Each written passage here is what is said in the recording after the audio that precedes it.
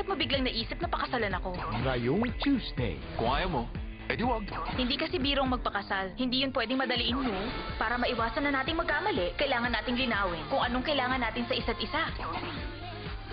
Isa na akong babaeng may asawa ngayon. Sino to? Ako to, Simon. Nakabalik na ako. At may magbabalik mula sa nakaraan.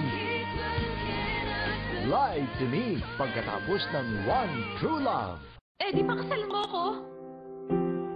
Hindi naman totohanan, magpapanggap lang tayo. Every day, every night, I keep looking up the sky. Kung dito pa lang, nakakabaliw na. Honey, nandito ako.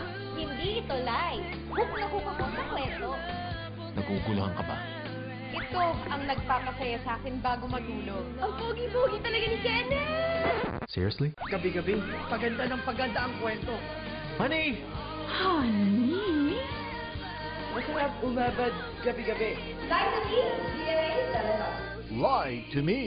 Gabi-gabi sa GMA Telebabad. Pagkatapos yan ng One True Love. 커피 프린스에서는 정말 좀 남성스럽고 그랬는데 네. 오늘은 참 여성스럽고 섹시하시네요. 수상 소감 부탁드릴게요. 네. 감사합니다. 어떡해.